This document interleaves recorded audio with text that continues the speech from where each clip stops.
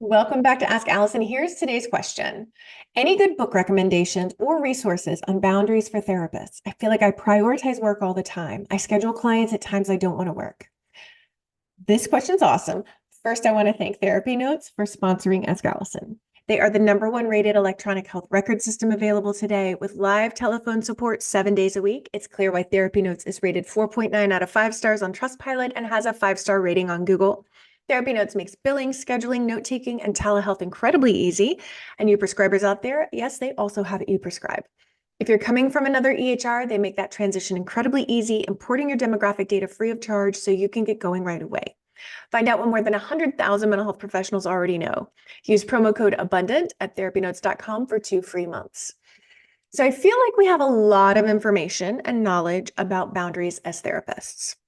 And I don't know how much a book is going to create impact versus just giving you more information and knowledge. The books that have helped me the most aren't directly about boundaries, but have made me think about them differently. So ultimately, I think having models for healthy boundaries, like seriously find a boundary role model and watch how they do it, and practicing implementing boundaries in your own life, even though it's uncomfortable, that moves the needle much more than reading anything. I'll say Untamed by Glennon Doyle, while not directly about boundaries, helped me think through the boundaries I have continuously not held because I wanted to please other people and make them comfortable. It's a great book for those of us who are trying to recover from people pleasing. Burnout, The Secret to Unlocking the Stress Cycle by Emily and Amelia Nagoski. It's helpful because we're so much more likely to roll on our boundaries if we're burned out. These last few years, I feel like has rocked us. And I fully believe we have stored up stress and trauma that we need to work through. And I love their science-based approach that they bring that's also like super readable and also easy to implement. Present Over Perfect by Shauna Nyquist is my favorite self-help book. I've read it several times, and every time I do, I get something new out of it. Be aware that it slants Christian. I'm not Christian, but I also don't have any baggage around Christianity or church, so I can read it and still apply the vast majority of it. If you have any trauma related to religion, it may not land for you. But this book is more about workaholism and perfectionism. And for me, that meant like basically reprioritizing my very rigid boundaries that protected work over everything else. We talk a lot about boundaries specific to therapy practices in all of our programs.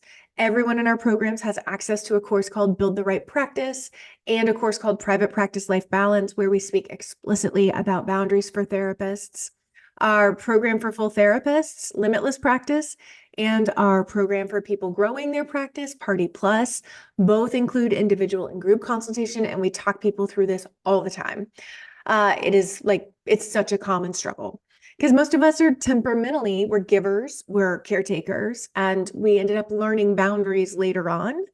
So it's still not as easy for us to say no as it is to say yes.